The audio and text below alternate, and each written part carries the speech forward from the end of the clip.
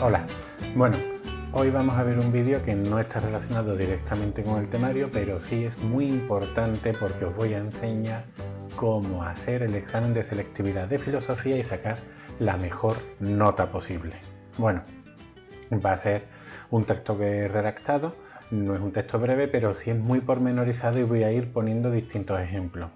Antes de nada, bueno, comentar que el examen de filosofía de selectividad o de la EBAU en Andalucía está dividido en dos ramas, uno es la ontoepistémica y la otra es la ético-política. En la ético-política pues vamos a ver autores de la historia de la filosofía que, bueno, que han desarrollado su pensamiento basándose en estas dos ramas, sobre todo en la ética y en la política. Así se presta más atención, por ejemplo, a Marx o a Immanuel Kant o a Santo Tomás de Aquino o a Platón. Os lo he dicho en orden inverso. Y en el caso de la ontoepistémica, que es la que nosotros vamos a desarrollar, vamos a estudiar en más profundidad a aquellos autores que desarrollan un pensamiento tanto óntico u ontológico como epistemológico, es decir, van a estudiar qué es la realidad y la forma que tenemos de conocerla. Así, bueno, pues tenemos, por ejemplo, a Platón, tenemos a Descartes o Descartes, tenemos a Nietzsche y a Ortega y Gasset. Por circunstancias varias y bueno, por cuestiones burocráticas, en Andalucía, tanto Ortega y Gasset como Nietzsche se estudian, pero no entran dentro del temario de selectividad. Por lo tanto, tenemos únicamente, y hasta que cambien las cosas, a Platón y a Descartes. No obstante, cuando vuelvan a incluirse a esos autores, bueno, pues seguimos teniendo las mismas preguntas, las mismas pautas y las mismas formas de responder. Bueno, vamos a ir poco a poco. Primero voy a dar unos consejos generales, básicos y útiles, no solo para historia de la filosofía, sino para todas las asignaturas. Así que, bueno, vamos a ir leyéndolos poco a poco y los voy a ir comentando. Primero, hacer un esquema.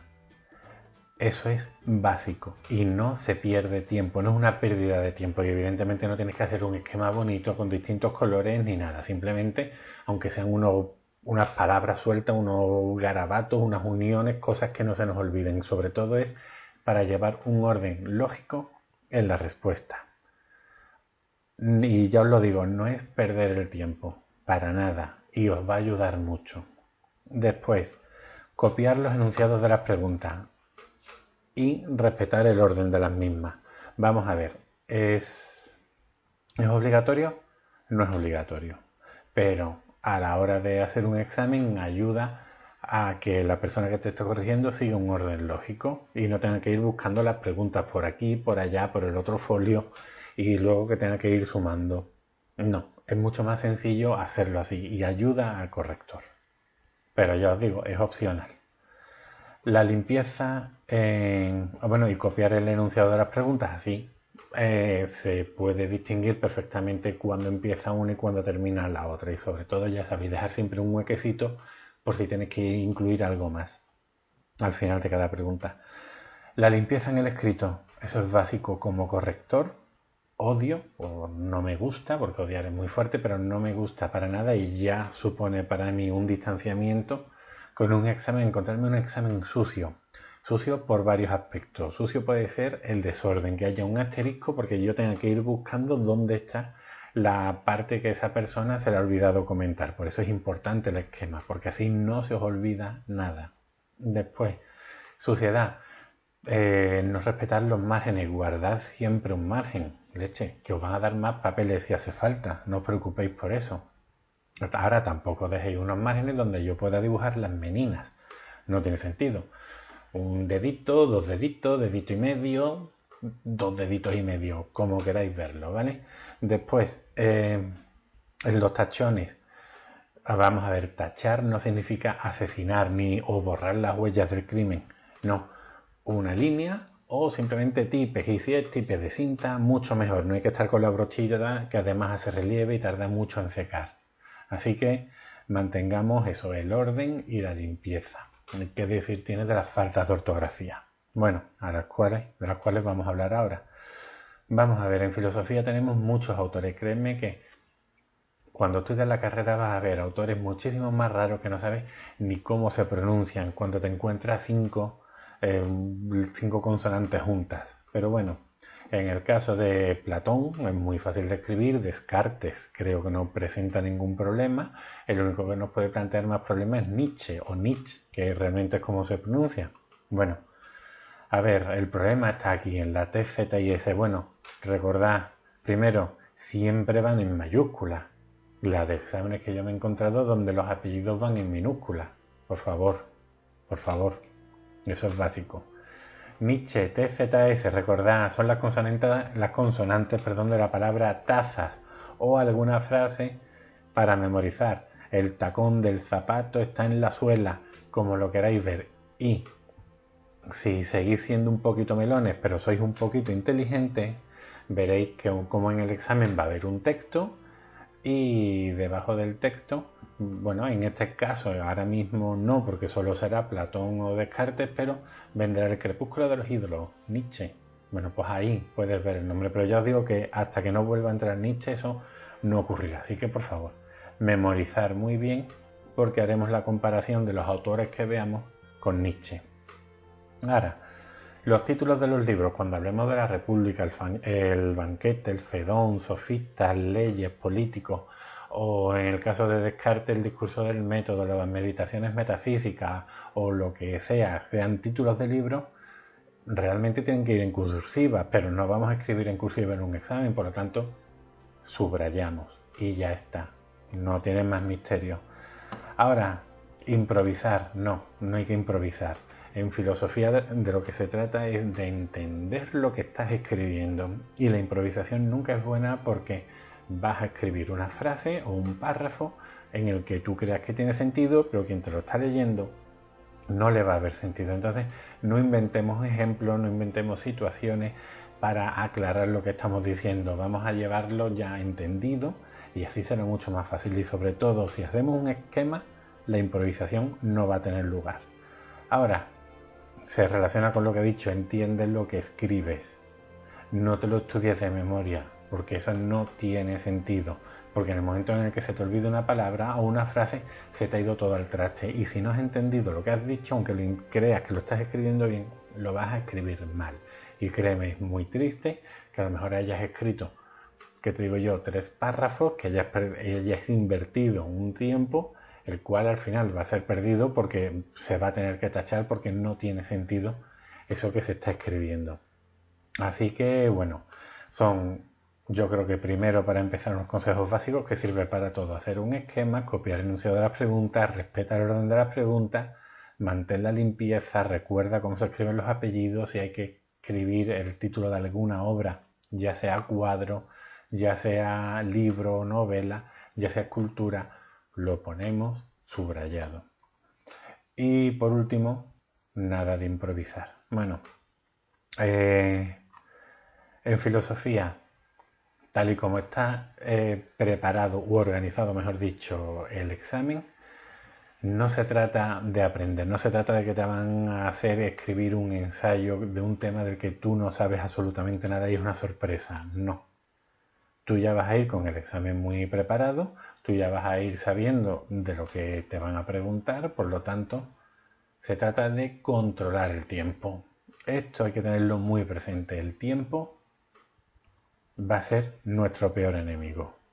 Así, a cada pregunta que hagamos, antes de la pregunta yo os voy a decir el tiempo que le tenéis que dedicar. Así que si en el esquema veis la hora y queréis ir midiendo más concretamente, que yo lo he hecho en algunos exámenes, sabiendo el tiempo que tenía y las preguntas que tenía que hacer, me iba escribiendo al lado del enunciado de la pregunta en qué momento, a qué hora exacta se supone que tengo que terminar esa pregunta. La pregunta 1, bueno, pues la tengo que terminar a las 10:10.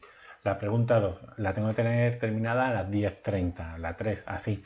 Y siempre dejar un margen de 5 minutillos, 6 minutos máximo, 10 para volvernos locos, porque bueno, puede que vayamos acumulando algunos retrasos, pero la cosa es terminar el examen del modo más completo y más controlado posible, y sobre todo habiendo respondido a todas las preguntas, porque en el examen de filosofía o de historia de la filosofía nos vamos a encontrar 6 preguntas, que son las siguientes.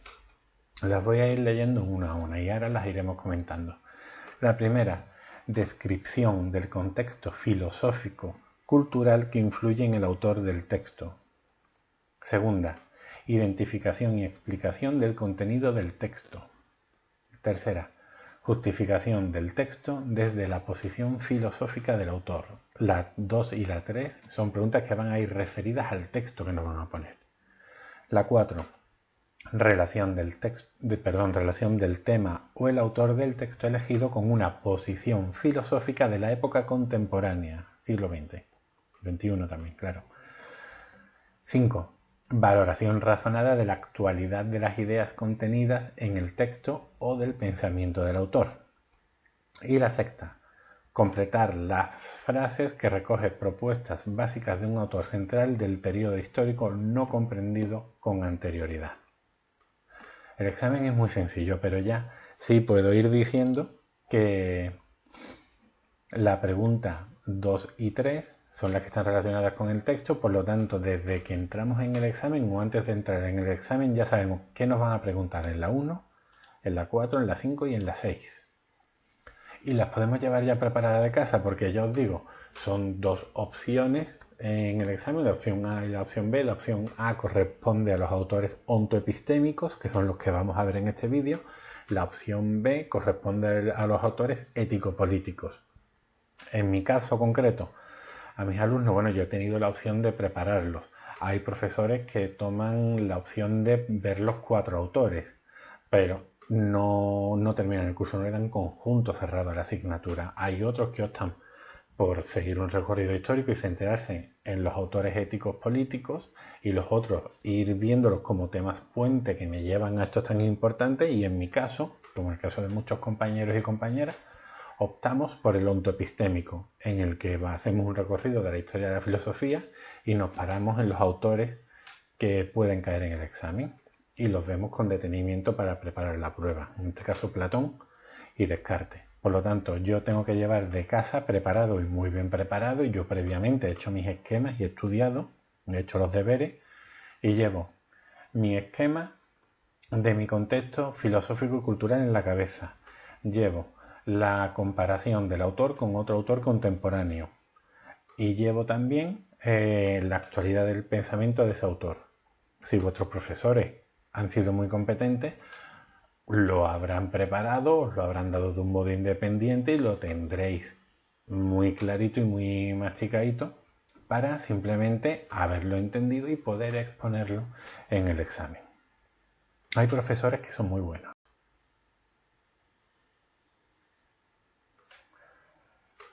Así que las preguntas que nos pueden dar más problemas son la 2 y la 3. Si llevamos todo muy bien estudiado, la 6 va a ser una tontería, va a ser rellenar espacios en blanco. Casi que nada más empezar el examen yo iría a eso. Y bueno, como me dicen, ¿qué significa esto? De un autor central del periodo histórico no comprendido con anterioridad. Muy sencillo. Si en el examen me están preguntando por Platón, porque el texto es de Platón, y yo la pregunta 1, 2, 3, 4 y 5 la hago sobre Platón, la 6 va a ser sobre Descartes. Bueno, sería sobre Descartes, sobre Nietzsche o sobre Ortega. En este caso, como solo entran 2 en el examen, pues por Descartes va a ser el otro autor. Así que si me preguntan en el texto de Platón, la pregunta 6 va a ser de Descartes y al revés. Si el texto va a ser de Descartes, yo haré todo mi examen de Descartes, menos la última pregunta que será sobre Platón. Pero serán conceptos muy básicos. Ya llegaremos a eso. Vamos a ir poco a poco viendo las preguntas. Pregunta 1. Vamos a leerla otra vez. Descripción del contexto filosófico y cultural que influye en el autor del texto. En la prueba lo que me solicitan es esto. Se valorará la adecuada contextualización en la que se indiquen los factores filosóficos y culturales que influyen en el texto y en el autor del mismo. Valor máximo de la pregunta, 1,5 puntos. Tiempo que yo os recomiendo de respuesta, 20 minutos. Más tiempo no le podéis dedicar. Y cuando digo 20 minutos, intentad hacerlo en 18, para que así me vaya sobrando tiempo por si me va a hacer falta el final. ¿Qué debo de escribir y sobre todo qué no debo de escribir? Me están pidiendo el contexto filosófico y cultural. Anteriormente, En la prueba te pedían el contexto histórico, filosófico y cultural, porque a todos los autores hay que contextualizarlos en su época, porque si no hubieran vivido ciertos acontecimientos, jamás hubieran desarrollado su pensamiento o lo hubieran desarrollado de un modo distinto al que conocemos. Por lo tanto, eso es fundamental e importante. Un fallo que tienen mis alumnos: me escriben un contexto histórico de un folio. No, no podéis hacer eso, porque no os lo estoy pidiendo. Sirve para completar, es la guinda del pastel, es lo que le da sentido a todo. Pero no es lo que os pido, no es lo fundamental es el contexto filosófico y cultural. No obstante, hay que introducir el histórico, pero para que entendamos al personaje. Entonces, ¿qué os recomiendo? En un contexto histórico, vamos a ampliar un poco, de no más de 6-8 líneas. Lo básico, lo importante. Vuelvo a decirlo, tu enemigo es el tiempo. Y aquí la gente es donde comete el error más grande. Llegan con mucha ansia, con mucha gana y empiezan a contar cosas y cosas y cosas y cosas. Que sí, que son importantes y sí, son verdaderas, pero no os la pido y tenéis el tiempo muy limitado. Por lo tanto, resumir esa parte mucho. ¿Qué es lo que me tenéis que decir de cada autor? Bueno, importante. Si queremos sacar un 10, tenemos que hacer esto. Empezar a hablar del autor y decir y citar exactamente la fecha de su nacimiento, de su muerte y la ciudad donde nació y murió. En el caso de Platón, bueno, es Atenas, ¿vale? Platón, autor del 427 al 347 a.C. Descartes, si es lo que os entra, en 1596 en La Haye, Francia, y 1650 Estocolmo, en Suecia. Bueno, para aquellos que sigan con asiduidad mis lecciones, ya sabéis que Descartes, el cual no madrugó nunca, para una vez que madruga, le sienta fatal. Así que Dios no le ayudó mucho. Bueno, después de poner esto, que apenas es nada, 4 palabras, menciona los hechos más relevantes que están sucediendo y que influyen en la formación del autor. Es decir, en 6-8 líneas, contarme en el caso de Platón, bueno, la guerra del Peloponeso, la derrota de Atenas contra Esparta, la corrupción de la democracia y cómo en esta influye la educación de los sofistas y cómo en el pensamiento de Sócrates en el pensamiento de Platón la muerte de su maestro Sócrates y cómo esta es la época de Pericles, gran estratega y militar que llevó a Atenas a su máximo esplendor. Bueno, ya está, no me tenéis que contar nada más. Yo sé que, yo sé, porque os lo explico, que si Atenas va a dominar, si Esparta va a conquistar en la guerra y va a dominar a Atenas, va a imponer un gobierno de 30 tiranos, como 10 van a estar gobernando la poli, otros con asuntos exteriores, otros van a estar en el puerto. Todo esto lo sé, todo esto os lo cuento, pero es para que entendáis el pensamiento de Descartes. Tenéis que centraros en que el pensamiento de Platón. Tenéis que explicar que Platón nace en Atenas, que es el foco cultural, que ha vivido la guerra del Peloponeso, ha vivido una derrota deshonrosa, ha estado dominada por Atenas, que en la educación, los que están controlando la educación son los sofistas, la forma de organización política en Atenas es la polis, poco más, y en la época de Pericles se puede hacer, ¿vale? No hay ningún problema ni ningún misterio, pero esta es la introducción, ¿vale? Es el contexto histórico, no hay que contarme más, ¿vale? No hay que contarme más porque no hay tiempo.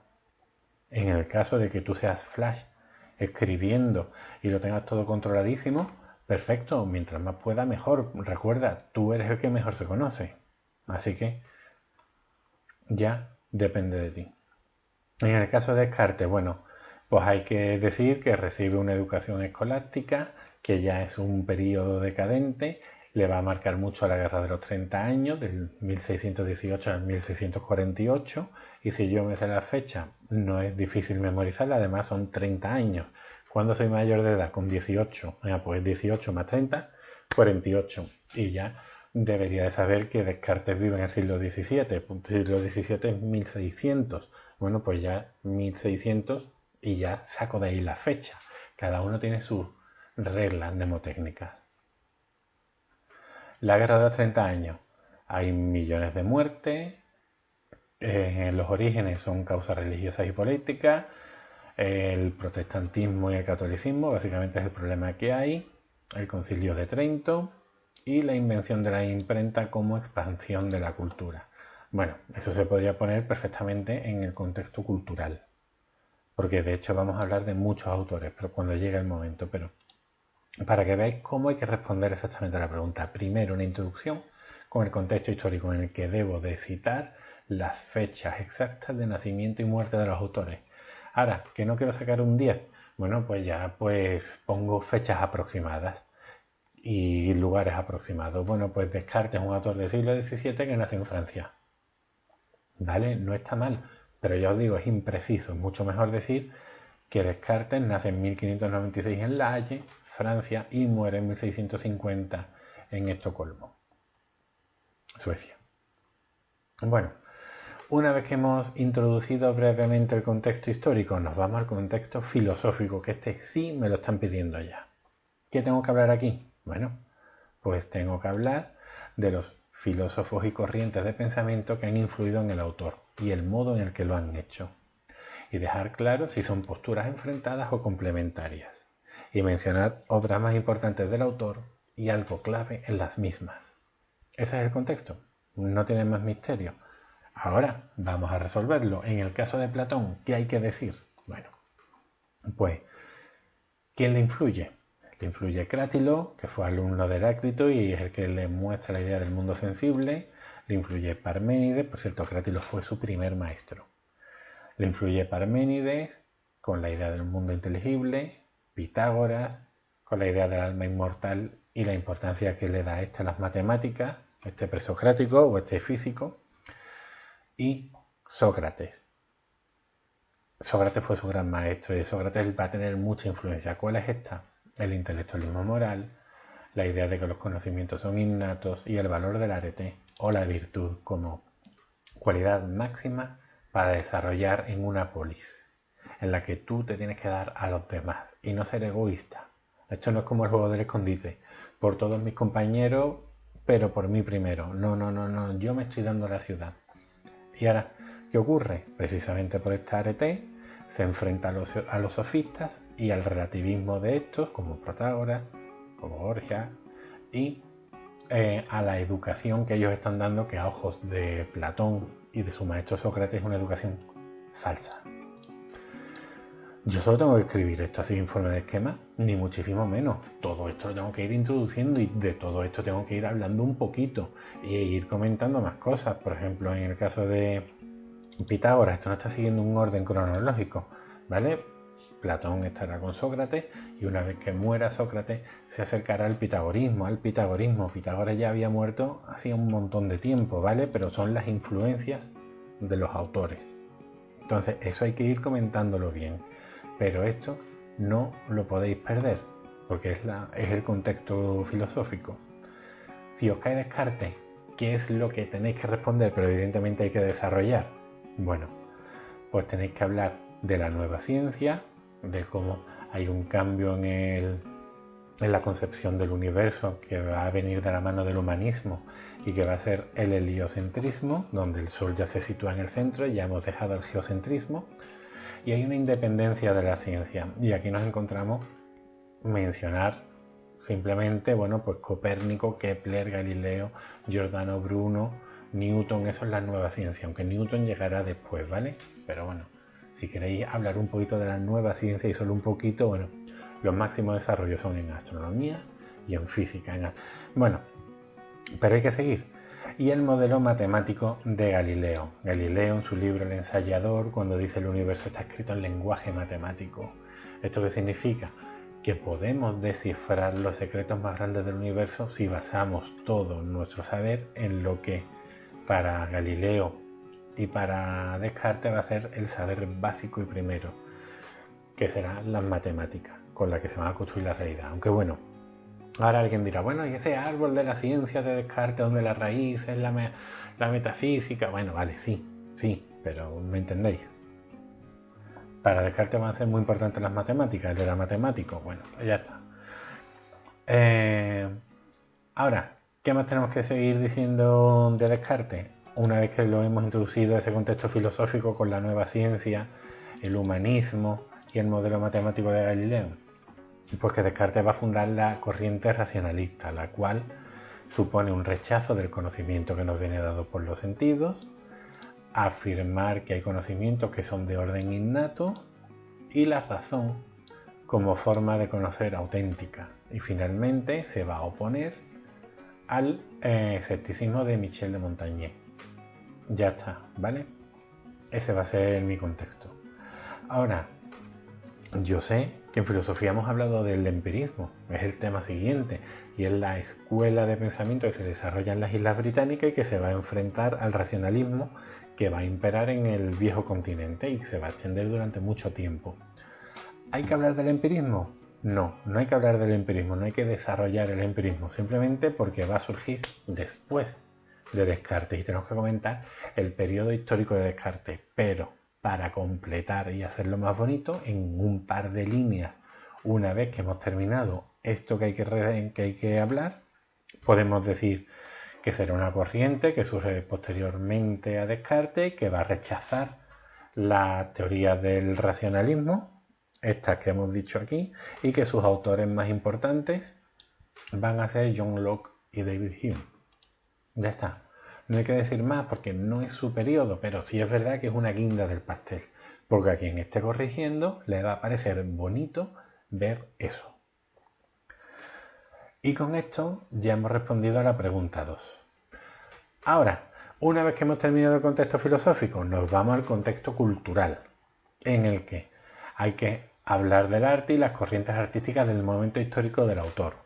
Y en el caso en que se puede hacer referencias a España, hay que hacerla, porque siempre queda más bonito, siempre queda mucho más completo, que esa persona que te corrija vaya a ver que se puede acercar mucho más a nuestra actualidad y a nuestra realidad. En Platón, bueno, pues en mi caso, yo digo que me centro en tres ramas artísticas en la tragedia, con Sófocles y Eurípides, y vamos hablando de las características. En la arquitectura, con Fidias y el Partenón y su famoso friso, y todas las historias que ocurrieron después, en el que lo acusan de quedarse con el dinero, etcétera, etcétera. Y en escultura tenemos al discóbolo de Mirón es el autor, y Afrodita de Nido de Praxíteles, la cual, como curiosidad, es el primer desnudo de una cultura entera que se tiene hasta ahora. Bueno, si me cae Descartes, bueno, pues tengo que hablar del barroco, que es el momento, es el estilo artístico del momento, de ese periodo, las características de este y autores y obras. En pintura tenemos a Caravaggio con su obra La adoración de los magos, a Rubens con las tres gracias y a Velázquez con las meninas. Mami, yo soy guapa, mami, yo soy guapa. ¿Por qué he seleccionado estas? Porque todas están en el Museo del Prado de Madrid. Por lo tanto, queda muy bonito decir que destacamos en pintura a tres autores como son Caravaggio, podemos poner entre paréntesis La adoración de los Reyes Magos y subrayamos porque es una obra, Rubens con las tres gracias y a Velázquez. Estas tres obras están en el Museo del Prado en Madrid. Pero sigo hablando. ¿Por qué? Porque el arte es muy amplio. En este caso, bueno, pues yo he seleccionado pintura y literatura. Y he cogido de literatura autores de varios países. En Francia me quedo con Perrault, Charles Perrault, que lo que va a hacer es inaugurar, bueno, pues ese estilo que son los cuentos. Y obras, Caperucita Roja y La Cenicienta, por ejemplo, pero muchas de las obras clásicas son suyas. Ahora, no vayamos a voleo porque puede caer porque puedes decir una de los hermanos Grimm. Por lo tanto, hay que tener cuidado. Y ahora, recuerdo, mi perro se ha comprado un Renault Megane. Perro Renault. Perrault. Reglas mnemotécnicas. Ahora, ¿por qué? Porque a lo mejor es el autor que menos nos suena. En el otro caso, ¿cuáles son los otros autores que he cogido? En Inglaterra, Shakespeare. Obras, hay muchísimas. Yo he cogido las dos más famosas, Hamlet y Romeo y Julieta. Ahora, ¿que sabéis alguna más? El Mercader de Venecia. Perfecto. Hay muchísimas, ¿vale? Pero estas son las más básicas. En España, a Cervantes, El Quijote, ¿vale? Ahora, otro autor que es importante, Calderón de la Barca, con su obra La vida es sueño. ¿Por qué le pongo un asterisco? Porque esa obra retrata muy bien la filosofía de Descartes. Así que no lo olvidemos, Calderón de la Barca, La vida es sueño. ¿Que queréis completar un poquito más? Bueno, pues el monólogo de Segismundo cuando está en prisión o cuando está encarcelado, que empieza a meditar, a filosofear, a reflexionar sobre si la vida es un sueño, que ya veremos cómo es fundamental para la filosofía cartesiana esa idea. ¿Que me siento inspirado? Pues otros, Lope de Vega, Góngora y Quevedo. Ahora, básicos, estos, ¿vale? Por lo tanto, la pregunta 1, si os dais cuenta, en 20 minutos tenéis que contarme la época del autor. Vamos a coger a Descartes ahora, por ejemplo. Me tenéis que hablar de la nueva ciencia, del modelo matemático del conocimiento, de la guerra de los 30 años, todo eso para introducir al autor, por supuesto diciendo 1596-1650, La Haya, Francia, Estocolmo, Suecia. Después de eso os vais al contexto filosófico, donde hablamos del racionalismo de Descartes. Si os habéis dado cuenta, la nueva ciencia la había puesto al principio, pero ahora la puedo poner aquí, da exactamente igual. Y el escepticismo de Montaigne y cómo Descartes desarrolla el racionalismo con sus 3 características. Y una vez que muera, surgirá como respuesta a este movimiento el empirismo en las Islas Británicas con Locke y Hume. Y ahora nos vamos al cultural. En el cultural, si os fijáis, voy a hablar ahora de la imprenta, ¿vale? Es el siglo de la imprenta, es cuando el conocimiento sale de los espacios catedralicios, deja de estar en manos de la iglesia, ya se pueden publicar muchas más obras, el conocimiento es más accesible a los pueblos y empieza a subir la alfabetización. Pues fijaos, ¿no? Os lo podemos decir en el cultural o en el histórico. Ya sentándonos en el cultural, bueno, pues dicho, barroco, hay que mencionar el barroco, las características del barroco, cómo degenerará en el rococó, cómo viene del renacimiento, cómo es un recargamiento, un amor a la vida frente a lo que puede suponer el vacío de la muerte. Ya lo podéis contar como queráis, en vuestros apuntes lo tenéis y lo podéis expresar como queráis o ampliarlo un poquito, pero siempre con la regla de los 20 minutos. Y ahora ponemos casos prácticos. Hemos dicho en literatura, Francia echa el perro con los cuentos, Caperucita Roja, en Inglaterra William Shakespeare con Hamlet, por ejemplo, y en España tenemos varios autores donde hay que destacar a Miguel de Cervantes con su obra El Quijote y a Calderón de la Barca con su La vida es sueño, por el gran parecido o el gran acercamiento a la filosofía cartesiana. Otros autores, Lope de Vega, Góngora, Quevedo, bueno, son autores que van a servir para completar. ¿Hemos terminado ya? Todavía no. Hay que hablar de las obras principales de cada autor.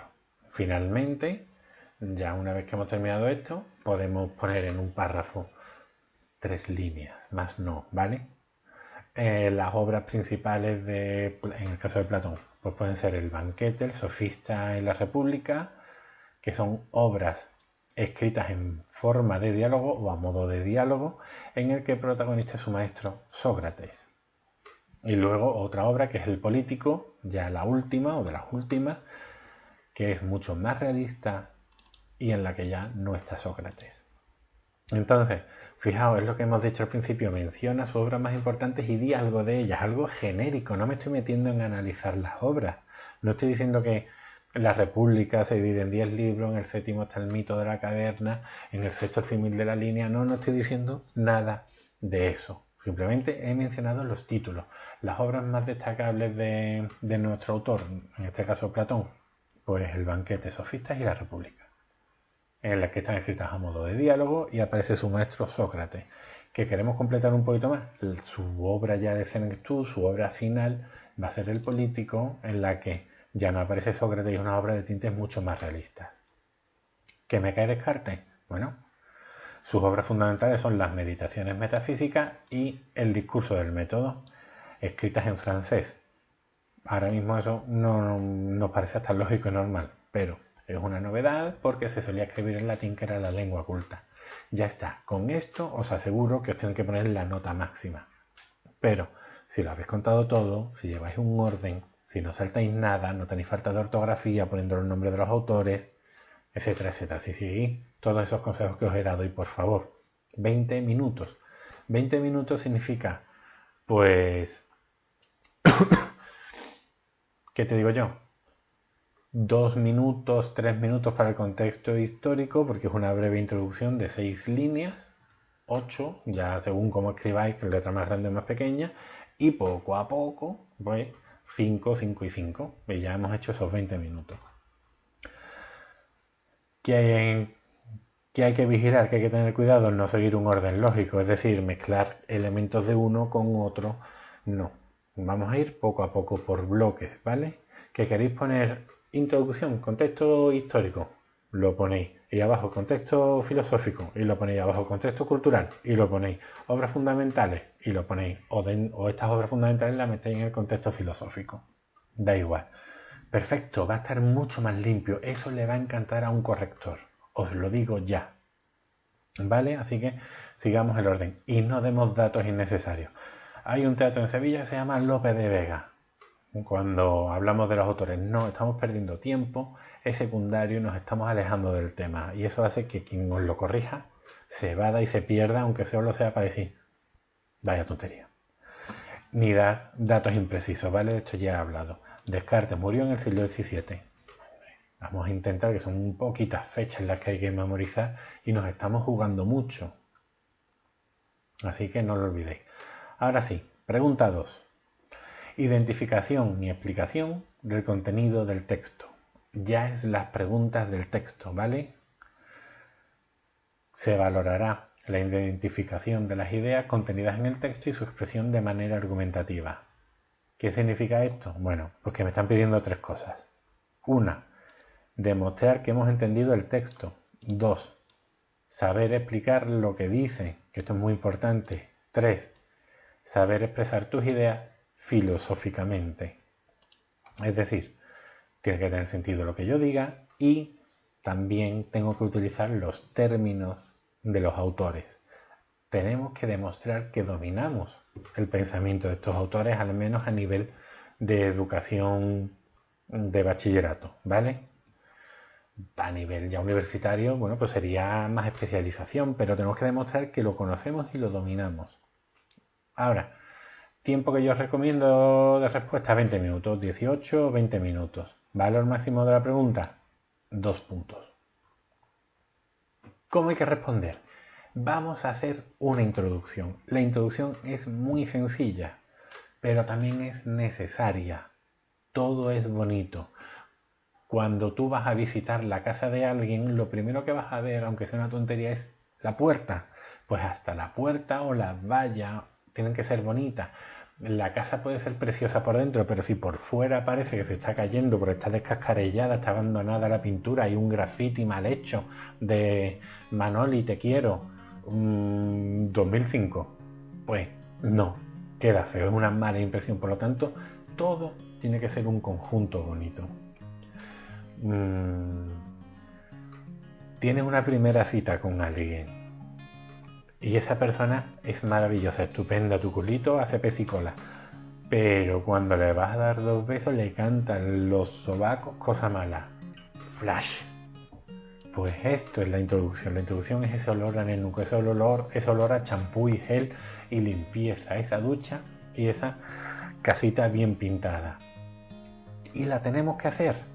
Así que vamos a ver una forma básica de hacerla. El fragmento que vamos a analizar pertenece a la obra, ya puede ser de Platón o de Descartes. En el caso de Platón, bueno, pues vamos a leerlo bien, ¿vale? El fragmento que vamos a analizar es de la obra de Platón La República y concretamente pertenece al libro séptimo. Fue escrita por Platón en el siglo IV a.C. Fijaos, qué sencillito. En el caso de Descartes, el fragmento que vamos a analizar es de la obra El discurso del método y concretamente pertenece a la parte cuarta o sexta. Da igual. Lo ideal es que nada más que lo leáis sepáis ya cuál es, pero si no lo sabéis, no estáis seguros, no pasa nada. Debajo del texto va a venir el discurso del método, parte cuarta o sexta, René Descartes. O sea, vedlo ahí y decís, bueno, ¿para qué lo voy a copiar si ya estáis? Bueno, estamos hablando de hacer una introducción, estamos hablando de dar una respuesta completa, estamos hablando de sacar un 10, la nota máxima, por lo tanto hay que hacerlo. Por lo tanto, lo voy a leer otra vez bien, ¿vale? En caso de Platón, el fragmento que vamos a analizar es de la obra La República y concretamente pertenece al libro séptimo. Fue escrita por Platón en el siglo IV a.C. En el caso de Descartes, el fragmento que vamos a analizar es de la obra El discurso del método y concretamente pertenece a la parte cuarta, imaginemos, o sexta. Fue escrita por René Descartes en el siglo XVII. Bueno, una vez que hemos hecho esa introducción, tenemos que seguir respondiendo a la pregunta, evidentemente. Hay que indicar cuál es la idea principal haciendo referencia al texto. Por lo tanto, me leo el texto un par de veces, lo entiendo y lo contextualizo dentro de todo el texto. Si es de Platón y es el mito de la caverna, pues tengo que ver en qué momento del mito está. Por lo tanto, tengo que haber conocido el mito entero. Tiene sentido. Así que hay que leerlo antes, ¿vale? No hay que llegar al examen como si nada. Bueno, pues la idea principal del texto es es esta. Y lo vemos porque en la línea o en las líneas, imaginaos, 2 a 5, dice tacatá. Además, en la línea no sé qué, la línea 8, dice chimpón. ¿Esto qué es? Esto es fundamental, esto es lo más importante, este es el núcleo de la pregunta. Yo tengo que identificar cuál es la idea principal del texto y además fundamentar mi respuesta. Yo sé que la idea principal del texto es esta porque el autor en esta línea está diciendo esto. Por lo tanto hay que hacer referencias directas al texto. No puedo dejar esta pregunta sin una referencia y lo suyo es hacer un par de ellas, porque os van a dar un texto muy rico y muy claro, por lo tanto hay que aprovecharlo al máximo. Además, si veis que en el texto se dicen o se hablan de dos ideas, indica cuáles son y establece dónde empieza una y dónde empieza la otra. Vale, ya tengo el núcleo principal, ya tengo esa columna vertebral de la pregunta identificada con la idea principal o las ideas principales y reforzada por una o dos referencias que hago al texto. Ahora, ¿qué tengo que hacer? Debo explicar, utilizando mis palabras, la idea contenida en el fragmento, es decir, esa idea principal la tengo que desarrollar. Imaginemos Platón. Si el prisionero está en la caverna, hay que hablar de la división de los mundos y las características del mundo. Como estamos dentro de la caverna, en este caso sería el mundo sensible. Si estuviéramos ya en el exterior, pues habría que hablar del mundo inteligible. Descartes. Si es una de las estos son ejemplos, ¿vale? Es que no puedo poner ejemplos de todo, pero sí he cogido lo que con más probabilidad os vaya a caer. En el caso de Descartes, lo más probable es que sea o una de las 4 reglas del método o una de las demostraciones de la existencia de Dios. Eso será por probabilidades lo que más os puede caer. Ahora, ¿al 100% seguro? No, ¿vale? Si es una de las 4 partes del método, hay que hablar del método, su necesidad y uso. Tenemos que explicar las 4 reglas centrándonos en la del texto en la que nos están pidiendo y explicar el pienso luego existo como la primera verdad indudable. ¿Qué más tenemos que hacer? Bueno, debes utilizar conceptos claves del pensamiento del autor. En el caso de Platón, bueno, pues división ontológica, antropológica, epistemológica, símil de la línea, icacia, pistis, dianoia, noex, doxa, episteme. todo esto, ¿vale? Todos estos términos hay que utilizarlo, por lo tanto tengo que aprendérmelos bien si quiero sacar esa máxima nota. En el caso de Descartes, cogito, aunque aquí suena cogito, pero bueno, cogito, claridad, evidencia, síntesis, análisis, revisión, estas son las reglas del método, certeza, duda, método, no sé, las palabras que utilice el autor y que tengamos que utilizar en este momento. Porque también habrá que utilizar ideas facticias, adventicias, dependiendo de lo que nos estén pidiendo en el texto. Importante, hay que saber qué es prioritario y qué no lo es. Lo prioritario es lo que viene en el texto y es lo que tenemos que desarrollar. Lo secundario es que es aquello que acompaña a eso importante y que creamos evidentemente que es relevante. En el caso de Descartes, donde el texto sea una regla del método, ¿qué será lo prioritario? Las 4 reglas del método que hay que detallar una a una. Pum, pum, pum y pum. Y recordad que la última es de revisión, que es el repaso, que es accesoria. Y que eran 21 y que se quedan en 4. Y ahora, ¿qué es secundario? Bueno, pues eso, la necesidad del método, el cogito, como resultado de una duda metódica. Y esto habría que resumirlo, ¿vale? Pero entonces esta pregunta 2 se me queda en eso. Tengo que hacer una introducción al texto, al fragmento que me están diciendo. Después tengo que identificar la idea principal, reforzarla con referencias que yo haga al texto y que aparezcan ahí y que las tengo que copiar. Leche, es muy sencillo. Voy a tener que copiar una línea o 2 líneas. Por lo tanto, se puede hacer sin problema. ¿Que hay 2 ideas? Pues 2 referencias. O destaco mucho cuando empieza una y cuando empieza la otra. Y ahora explico lo que se me está pidiendo. En el caso de Descartes, que es el que he mencionado ahora, si son las 4 reglas del método, me centro en las 4 reglas del método. Y ahora explico por qué es necesario el método y qué puedo conocer gracias al método. Y cómo esa primera regla de encontrar verdades que sean claras y absolutas y que no me supongan ningún problema, lo voy a encontrar en el cogito ergo sum. Y a partir de ahí voy a desarrollar el método. Pues ya está. Eso es lo que tengo que decir. Pregunta 3. No os preocupéis, que ahora cuando termine la 3 voy a volver a la 2 y a la 3, porque son las que más problemas dan. Justificación del texto desde la posición filosófica del autor. Se valorará la relación justificada del contenido del texto con la posición filosófica del autor. Traduzco. ¿Qué es lo que tengo que hacer? De lo que se trata es de relacionar lo dicho en el texto con el resto de la filosofía del autor, de Platón o de Descartes. Por lo que hay que tener muy claro, y esto es muy importante, el esquema del pensamiento del autor. Y poder contextualizar lo que tengo que decir, en esta pregunta, de modo que expliquemos el resto. No se trata de repetir sin más, hay que relacionar la pregunta anterior con esta y hacer una exposición ordenada. Vamos a verlo con el ejemplo porque es como mejor se ve. Antes de pasar a eso, la pregunta es la más larga, ¿vale?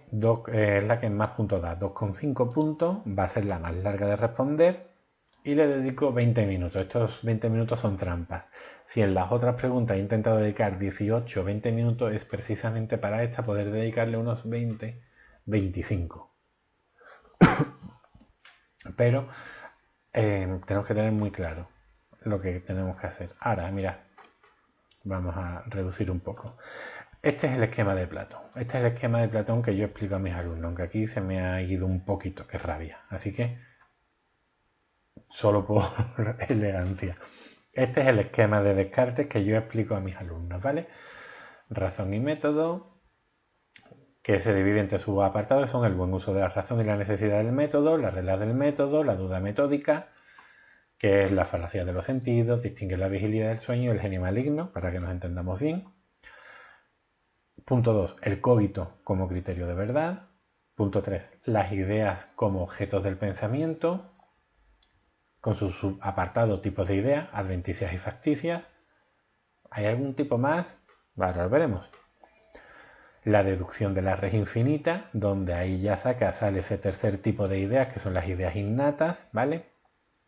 La existencia de Dios, con sus 3 demostraciones, la demostración a partir de Dios de la res extensa, del mundo exterior, y los atributos y relaciones de la res. Es decir, hay una res pensante o res cogitans, una res extensa y una res infinita que sería Dios, que sería pensamiento puro. Bueno, todo esto se ve aquí junto con la glándula pineal, que en el ser humano se sitúa aquí en la base del cerebro y une lo que sería mente y cuerpo, res cogitans, res extensa.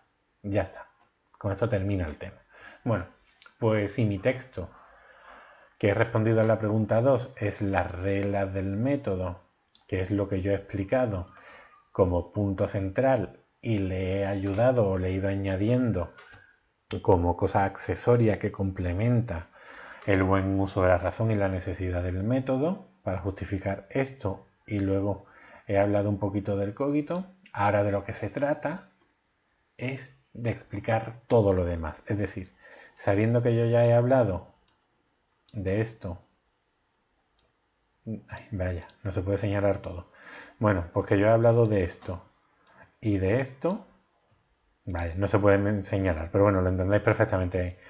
En la pregunta 2, si he hablado de aquí y de aquí, o bien, según como lo hayáis decidido hacer, también habéis hablado un poquito de esto. Ahora de lo que se va a tratar es de hablar del resto contextualizando esto. Y no es nada difícil, es simplemente yo tengo el esquema de Platón en la cabeza, o perdón, el de Descartes en la cabeza en este caso, y ahora tengo que hablar de todo lo demás. Bueno, volvemos aquí. ¿Qué tengo que hacer? Y ahora ya que he dicho esto, yo creo que va a quedar más claro. De lo que se trata es de relacionar lo dicho en el texto con el resto de la filosofía del autor. Por lo que hay que tener muy claro el esquema del pensamiento para poder contextualizar y saber de lo que ya he hablado y de lo que me falta por hablar. No se trata de repetir sin más, sino de ir relacionando. Bueno, a ver. Descartes escribe el discurso del método o crea una nueva forma de conocer basada en las matemáticas, porque las matemáticas son objetividad pura. Él ha vivido una guerra, él ha estado en los dos bandos de esa guerra y ha visto mucha muerte y ha visto campos sembrados de cuerpos y cómo surgen nuevas profesiones como son los de profanadores de tumbas y aquellos que van robando dientes y pelo a los muertos para venderlos. En un mundo así, tu visión de la vida tiene que ser muy negativa y te das cuenta que en las matemáticas la gente, como sigue una forma de actuar similar, los problemas, y da igual de la época que seas y del sitio donde vivas y tu religión, lo vas a resolver igual. Por lo tanto, dice, si yo este sistema de las matemáticas lo extrapolo a toda la realidad, no van a haber discusiones porque todo el mundo estará de acuerdo, y si voy ampliando estarán de acuerdo en cuál es el mejor sistema social, el mejor sistema político, el mejor sistema religioso, todo, y no habrá peleas y no habrá guerras. Bueno, pues teniendo eso en mente, va a organizar el pensamiento para que se base en las matemáticas. De eso es de lo que va la filosofía de Descartes. Básicamente, de no caer, no dar posibilidad a caída en malos entendidos. Eso en psicología, bueno, pues será muy discutido porque no dará lugar a sentimientos, no dará lugar a emociones, etcétera, etcétera. Pero bueno, eso no nos importará en el examen. Por lo tanto, yo tengo que ir ahora hablando de toda la filosofía del autor. Introduzco brevemente eso. Ya digo que en la pregunta anterior me he centrado en desarrollar el método, en explicar el método, en cómo esta duda va a ser una duda metódica y no escéptica al modo de Montaigne, porque Montaigne dudaba de que pudiéramos conocer nada, pero Descartes usa esto como estrategia para llegar a demostrar toda la realidad. ¿Y cómo lo usa como estrategia? Pues ahora tengo que ir diciendo duda de los sentidos, duda del conocimiento que nos llega por los sentidos, de que podamos confundir el sueño con la realidad, porque muchos sueños que tenemos parece que los estamos viviendo y puede que estos años de vida que llevamos sean un sueño más largo y que haya un genio maligno que me engañe en las conclusiones o en los razonamientos que yo produzco. Hay una verdad de la cual va a partir mi método, como ya he respondido en la pregunta anterior, que va a ser la única verdad indudable de la que no puedo dudar, y es de que pienso. Puedo dudar del producto de mi pensamiento, pero no del hecho de pensar. Y a partir de aquí, esta es la pica o la piedra angular sobre la que desarrollo el pensamiento.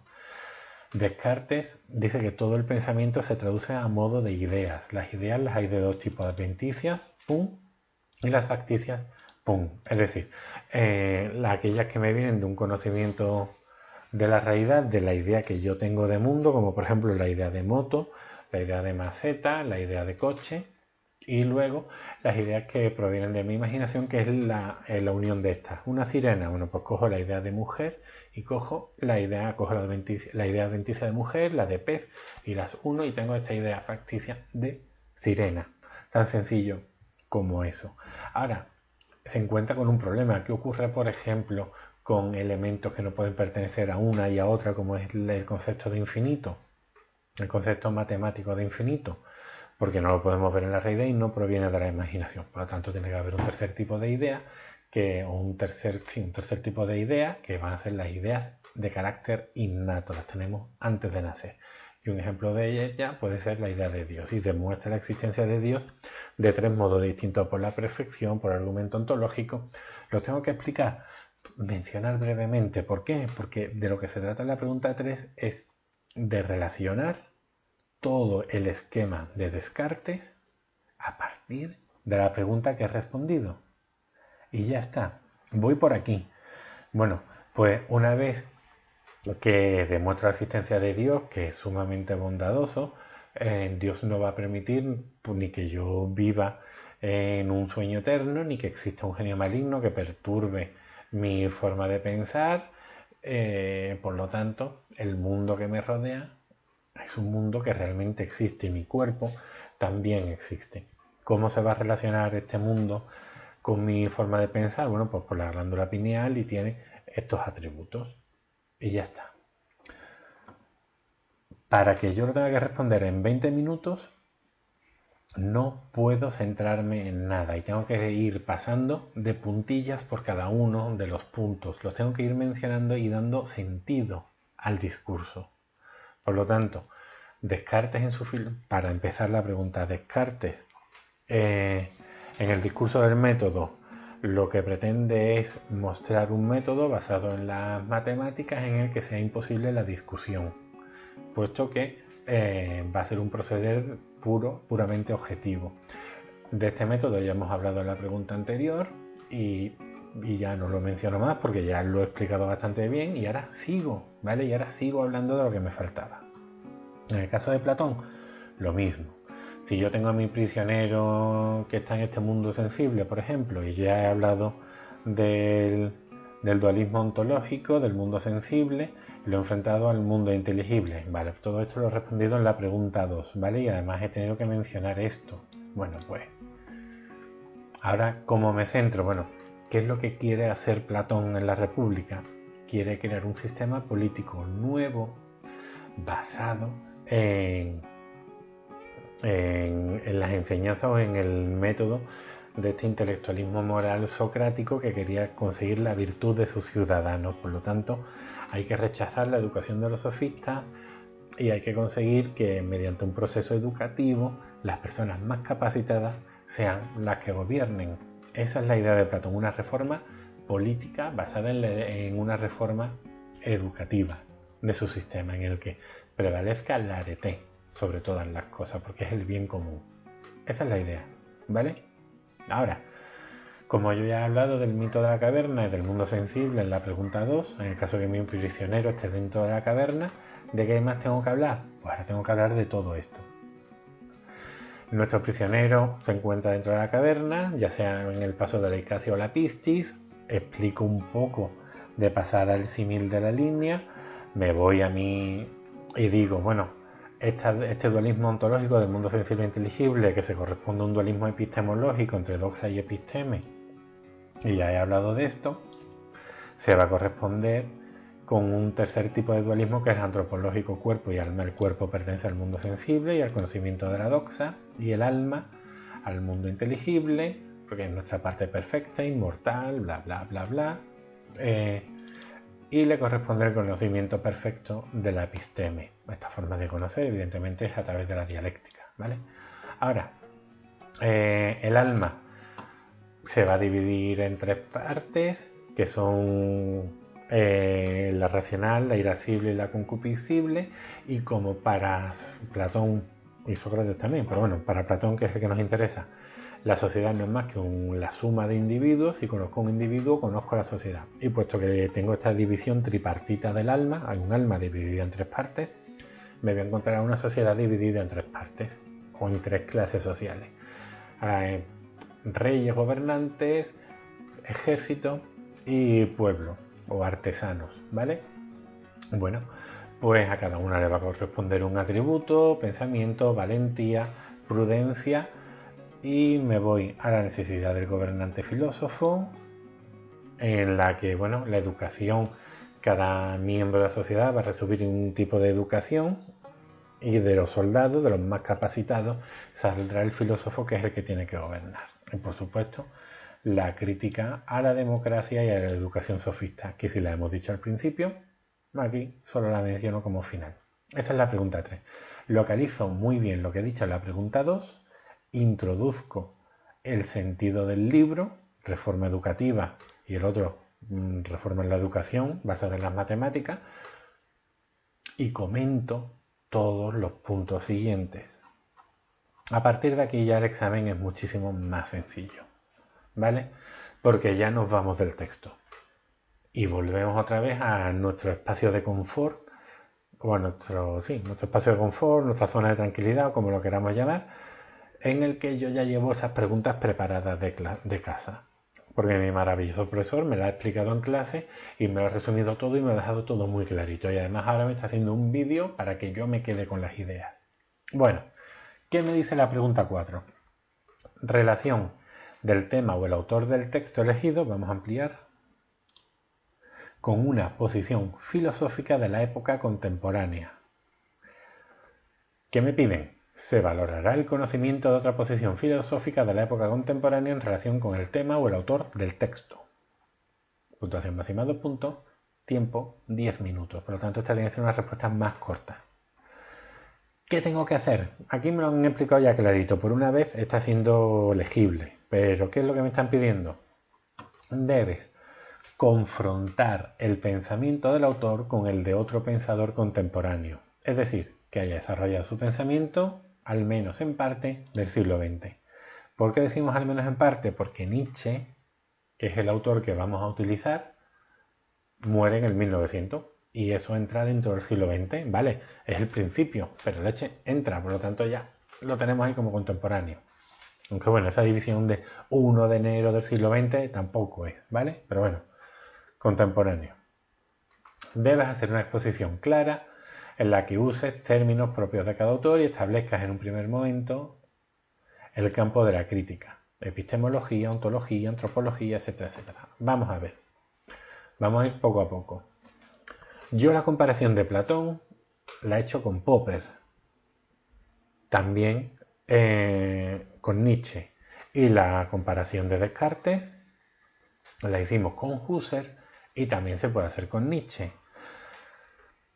Con Nietzsche es la más básica y de hecho Nietzsche me va a ser un comodín. Así que, a ver, ¿las otras están mal? No, de hecho no están nada mal. Y de hecho están muy bien. Y si tú la haces en el examen, pongamos el 75% de los examinantes, de los compañeros que se estén examinando con vosotros, lo harán de Nietzsche. Que la 6 de Husserl va a ser una novedad. Que la 6 de Popper va a ser una novedad y eso va a destacar. Por lo tanto, ¿recomendable? Sí. Ahora, ¿qué es lo sencillo? Que es tirar a lo fácil, hacer la de Nietzsche. ¿Por qué? Porque el mismo autor que estudiamos y que conocemos me va a servir para criticar el pensamiento de estos autores. Por lo tanto, no tengo que ampliar en mi conocimiento, en mi cabecita, no tengo que meter más conocimiento. Así que sí, es más sencillo. Como también es más sencillo de escribir, pues el que he utilizado. Por lo tanto, vamos a hacer la comparación de Platón y Descartes con Nietzsche. Y vais a ver cómo van a hacer muchas veces lo mismo. Por lo tanto, casi que con que me estudie una lo puedo llevar a la otra. Por supuesto, esta no es la respuesta, ¿vale? Estos son los puntos que hay que tocar, luego hay que desarrollarlos, ¿vale? Yo os estoy poniendo el esquema, luego tenéis que desarrollar. El alemán defiende una posición vitalista en la que solo hay un mundo y una vida, y el ser humano es material absolutamente, solo somos físicos. De tal modo que si solo hay un mundo, solo hay una forma de conocerlo. Esto supone una postura contraria a los dualismos ontológico, antropológico y epistemológico de Platón. Por lo tanto, es muy fácil desarrollar esta idea. Yo ya he hablado del dualismo ontológico, antropológico y epistemológico, por lo tanto no los tengo que explicar, pero sí tengo que nombrarlos y hacer una breve referencia. Como ya sabemos, Descartes tiene una visión dual de la realidad en la que se divide en dos planos, mundo sensible y mundo inteligible, al cual le corresponden dos formas de conocer, doxa y episteme, y dos planos de existencia del ser humano, cuerpo y alma. Bueno, pues todo esto va a ser negado por Nietzsche, ya que él va a mantener una postura que se denomina vitalismo, en la que solo hay un mundo, solo hay una forma de acceder a ese mundo y solo hay una forma de vivirlo. Por lo tanto, el ser humano es simplemente físico, ¡paf! Nos cargamos la dualidad antropológica. Solo hay un mundo, nos cargamos la antropológica. Y solo hay una forma de conocerlo que es a través de los sentidos. Por lo tanto, nos cargamos la epistemología. Una crítica a la metafísica, ya que niega que exista en el mundo de las ideas la idea de bien, el alma, la reminiscencia, entre otras cosas. Crítica a la idea de intelectualismo moral, por suponer un bien y un mal de carácter universal y eterno. Nietzsche concluirá que la decadencia de Occidente la inician Sócrates y Platón, pues le hace pensar en un más allá y alejarse del mundo que continuará. Y alejarse del mundo, punto.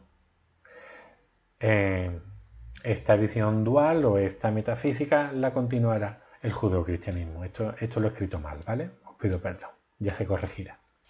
Así que fijaos, yo os decía aquí, hay que utilizar la terminología. Pues fijaos, dualismo ontológico, antropológico, epistemológico, reminiscencia, idea de bien, intelectualismo moral, todo esto son conceptos filosóficos. Vitalismo, otro, ¿vale? Y además dejo claro qué es lo que se critica: la metafísica, se critica la antropología, la ontología, ¿vale? Ahora, Descartes contra Nietzsche. El alemán defiende una posición vitalista en la que solo hay un mundo y una vida y el ser humano es material absolutamente. Eso ya lo he dicho antes, así que fijaos, la misma me sirve para los autores, solo hay que matizar algunas cosas. Ahora, en antropología, Descartes tiene una visión dualista, somos cuerpo y mente, y la segunda, la mente, o el espíritu, o el alma, es la importante. Nietzsche dirá que solo somos cuerpo y que la mente es una parte más del mismo. La afirmación de Descartes degrada la vida, pues niega de ella lo que es fundamental. Recordad, para Nietzsche, que es vitalista porque es una persona optimista, porque come yogures con bifidus, no, porque dice que lo único que hay es la vida. Y la única forma de vivir la vida es al máximo. Tú naces en el punto A, mueres en el punto B, lo que hay antes del punto A y lo que hay después del punto B no te importa. A ti lo que te importa es ese intervalo y se llama vida. Y lo único que tú sabes de tu vida es que tienes un cuerpo y que tu mente forma parte de ese cuerpo, es un órgano más, solo que el producto de ese órgano no es la fuerza, sino que es inmaterial, que es pensamiento. Pero una vez que tú mueres, muere ese órgano contigo, al igual que mueren todos los demás. Por lo tanto, solo hay un cuerpo, que es el material. Epistemología. Descartes dice que los sentidos no son una fuente fiable de conocimiento y Nietzsche afirma que es la única. Para Nietzsche, guiarnos por la razón y abandonar el mundo produce egipticismos y momifica la realidad. La mata. Pues produce un conocimiento parcial del mundo que solo nos muestra la visión de Apolo y necesitamos que se equilibre con la de Dionisio. Bueno, pues aquí lo tenemos. Vale, esto incluso, como está medio desarrollado, lo podríais escribir, pero evidentemente hay que hablar un poquito más. Metafísica. Descartes demuestra que Dios existe de tres modos distintos y Nietzsche niega la existencia misma de Dios y toda la doctrina, no solo cristiana, sino judeocristiana. Propone una transvaloración de valores, esto es un concepto fundamental de Nietzsche, en el que sean las personas fuertes los ultrahumanos, Übermensch, superhombre. Superhombre era el término con el que a mí me lo explicaron en el instituto. El término ha cambiado, ahora es ultrahumano. Otro término importante del autor: aquellos que establezcan un nuevo código moral que se refiere a este mundo y no a un más allá. Por lo tanto, ya hemos comparado a Descartes con un autor del siglo XX. Así que estamos viendo cómo su pensamiento todavía hace tambalearse los cimientos de la realidad. ¿Recordad? En el caso de Platón, como Whitehead, el filósofo Whitehead, decía que toda la filosofía, toda la historia de la filosofía no es más que notas a pie de página del pensamiento de Platón. Es decir, todo lo que se ha hecho después es o para afirmar lo que decía Platón o para negar lo que decía Platón. Es fácil, como él ha hablado de todo, pues es muy sencillo. Ahora, una vez que su filosofía la hemos comparado con un autor contemporáneo, vamos a que el contenido de su pensamiento lo podamos llevar a la realidad. Y es la pregunta número 5. Valoración razonada de la actualidad de las ideas contenidas en el texto o del pensamiento del autor. Se valorará la argumentación sobre la vigencia del tema del texto o de la filosofía del autor. Traducido, ¿qué tengo que hacer? Debes establecer correspondencia entre la filosofía del autor y el mundo actual. Es decir, nuestra sociedad, nuestra política, nuestra economía, cosas que hayan. Y ahora, recomendación mía, que pongas algún ejemplo concreto de la realidad. En este caso ya veréis cómo vamos a hablar de una película. Bueno, puntuación máxima, 1 punto, es la pregunta que menos se valora. Extensión que yo recomiendo, 10 minutos máximo, ¿vale? Ya se nos está terminando el examen. Platón, bueno, lo he dejado muy esquematizado, ¿vale? Pero cada idea hay que desarrollarla. Evidentemente en mis apuntes mis alumnos lo tendrán, la gente que esté viendo este vídeo que no sea alumno mío directamente también lo tendrán por otros apuntes, o bien lo podréis encontrar en libros, pero ¿qué es lo mínimo que hay que contar? ¿O qué tienes que contar para sentirte satisfecho o satisfecha al responder esta pregunta? Bueno, pues el Estado debe procurar el bien de su ciudadanía. Eso se traduce en la actualidad con el Estado de Derecho. Tiene que haber una universalización de la educación. Para Platón era fundamental que todos los ciudadanos estuvieran educados. El rango de educación que tú recibas dependerá de tu clase social, pero hay un mínimo, ¿vale? Esa universalización de la educación es básica. Y todavía en el mundo hay que recordar que todavía hay millones de personas analfabetas, pero en el mundo civilizado todo el mundo está alfabetizado y hay una educación obligatoria. En el caso de España, la ESO.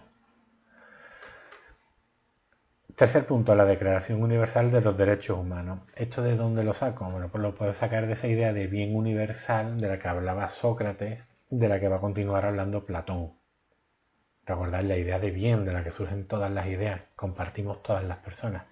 Y hay una crítica al relativismo de los sofistas. Los sofistas decían, bueno, esto para una sociedad está bien, pero para la otra es otra cosa y para la otra es otra. Todo depende de las personas porque llegan a acuerdos grupales y dentro de su sociedad sus leyes tienen sentido. Bueno, la Declaración Universal de los Derechos Humanos elimina eso y hace que todos debamos de respetar esos 30 derechos mínimos que Eleanor Roosevelt leyó en la organización en el edificio de la ONU en Nueva York. Bueno, por último, el mito de la caverna y la sociedad de la imagen, algo muy actual como las fake news, ¿vale? Por lo tanto es importante hablar de ellas, un concepto que está de moda, se utiliza muchísimo. Bueno, pues si hablamos de ello, más actualidad, que eso no puede haber. Hay que descubrir el mundo real. Esto supone una auténtica actitud filosófica, desarrollar un espíritu crítico propio y saber distinguir la verdad de la mentira, la caverna de la realidad. Y he subrayado una actitud filosófica porque es un elemento muy importante. Porque es el objetivo básico o uno de los objetivos clave que queremos conseguir en bachillerato en la asignatura de Historia de la Filosofía. Por lo tanto, si lo mencionas, te van a aplaudir quien esté corrigiendo tu examen. Ejemplo, bueno, pues la película Matrix y su protagonista Neo, que es el prisionero de esa caverna de lo que nos habla Platón, y cómo en Matrix el personaje vive una ficción, vive en la caverna, pero le descubren la realidad. En el caso de Descartes, bueno, confundir el sueño con la vigilia, bueno, pues en la actualidad lo podemos llevar a la sociedad de la imagen, que crea un mundo virtual con las redes sociales y los famosos like. Cual aprovecho para que le den like a este vídeo y se suscriban al canal. Y me sigan además por Twitter. Bueno, El genio maligno del que me hablaba Descartes, bueno, pues son las fake news que sirven para moldear nuestra forma de pensar. Están acabando o están eliminando ese espíritu crítico del cual vamos a hablar después. Fijaos, las fake news, ya he hablado en Platón. Esto de confundir el sueño y la vigilia, bueno, pues vuelve a ser Matrix, del cual he hablado antes. La caverna, pues también lo puedo relacionar con las redes sociales, por lo tanto, de estas dos comparaciones puedo sacar una comparación aún muchísimo más rica y más completa. Hay que descubrir el mundo real, desarrollar el espíritu crítico, esa actitud filosófica de la cual hablo aquí, ¿vale? Con la película Matrix como ejemplo. Descartes anima a desarrollar un pensamiento propio y un espíritu crítico al criticar el conocimiento recibido y vencer los prejuicios que podamos tener. Esto se resume con el lema de la modernidad del cual nos hablará Kant, sapere aude, atrévete a pensar. Y esta es una auténtica actitud filosófica.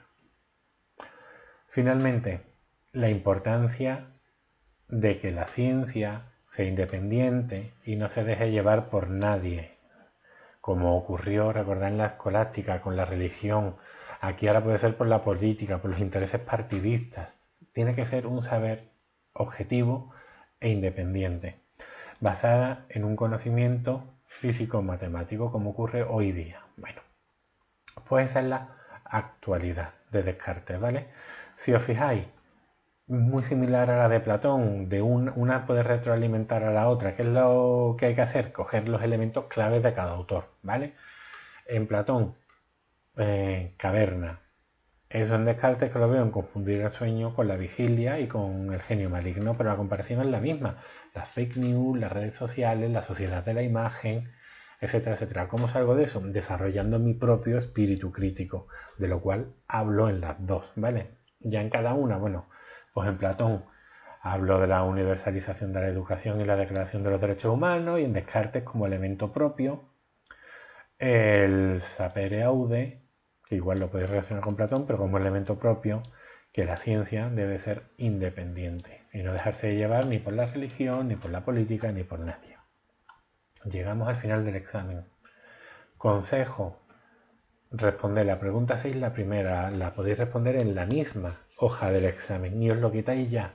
Yo pongo 5 minutos, pero realmente os vais a dar cuenta que es menos tiempo, ¿vale? Pero bueno, por poner números completos, para que todo me sume 90. A ver, ¿qué es lo que me piden? Para ir poco a poco. Completar las frases que recoge propuestas básicas de un autor central del periodo histórico no comprendido con anterioridad. Ya he explicado anteriormente qué significa esto. Básicamente, si he hablado de Platón, me van a preguntar por Descartes. Si he hablado de Descartes, me van a preguntar por Platón. ¿Qué me dicen? Se valorará la capacidad del alumno para precisar ideas centrales de un autor representativo de una época histórica.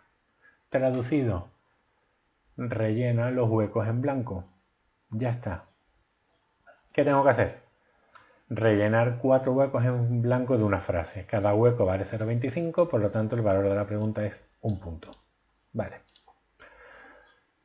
Será de un autor distinto al trabajado, por lo tanto, por lo que debes saber identificarlo bien. En la actualidad es eso, es o A o B, pero ya en el futuro será A, B, C o D.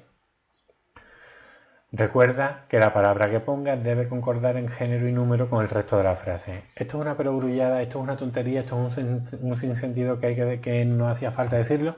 No, hay que decirlo, porque yo me he encontrado barbaridades en los exámenes que no conjugan en género y número. Hay que concordar, la frase tiene que tener sentido.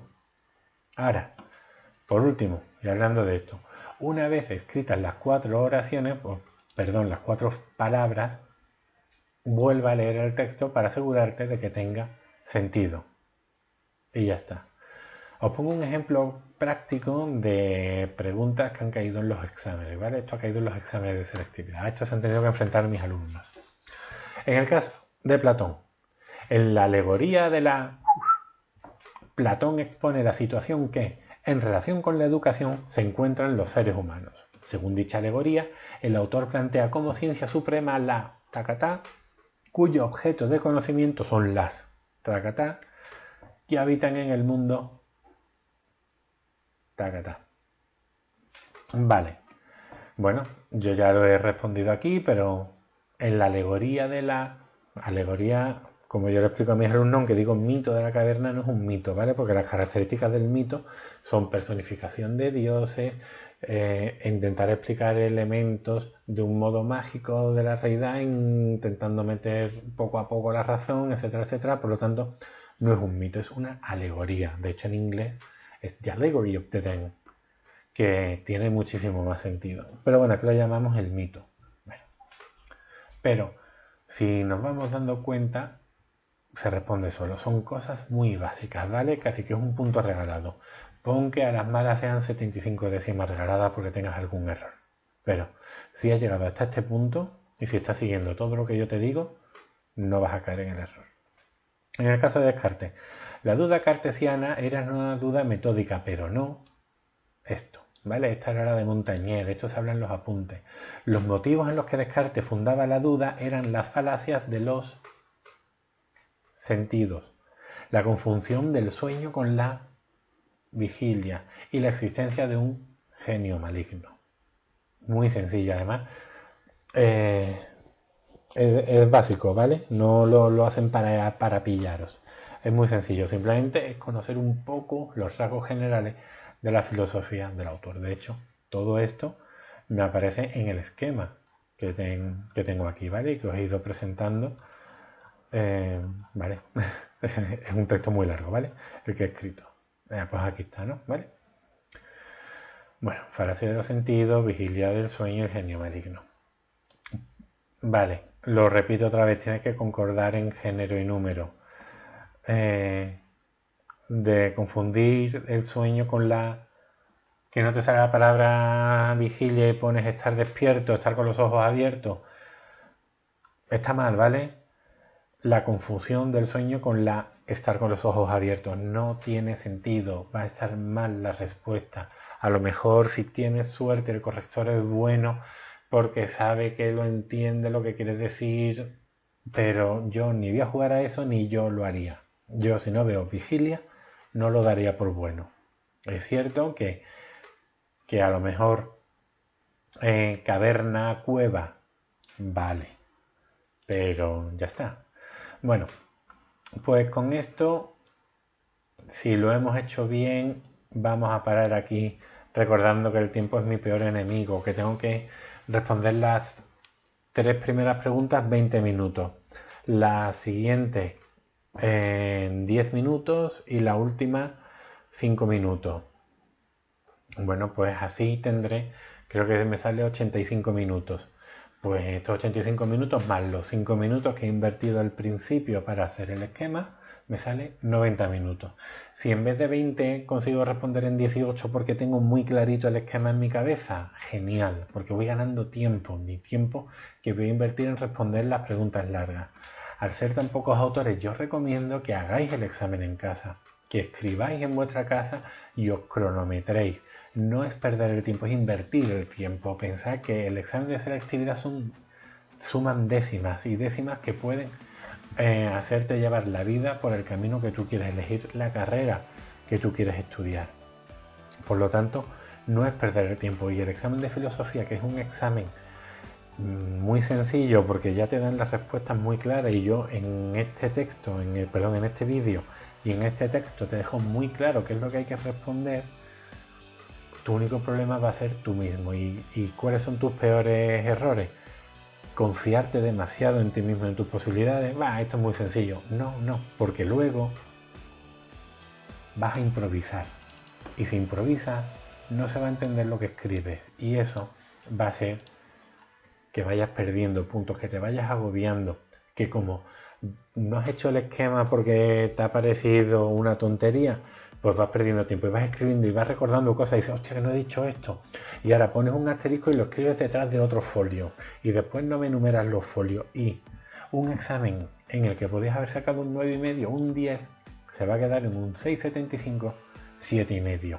Por no haber seguido esas ideas, porque al final te vas a quedar sin tiempo y no vas a responder bien. Y te vas a quedar incluso a lo mejor con alguna pregunta sin responder. Por lo tanto, recomendación en filosofía, historia de la filosofía, en los otros exámenes, haz un esquema, lleva las cosas muy claras, organiza tu tiempo y al hacerlo verás cómo va a salir bien. Y ya está. Y una vez que termine esto, que selectividad son 3-4 días, a disfrutar de tu verano o de lo que te quede de tu verano, según si estamos en junio, septiembre o julio. Bueno, pues nada, espero que estos consejos os hayan ayudado, espero que el vídeo no se haya hecho muy largo y nada, para cualquier duda, cualquier problema, bueno, un saludo, pasadlo bien y recordad, estudiad mucho.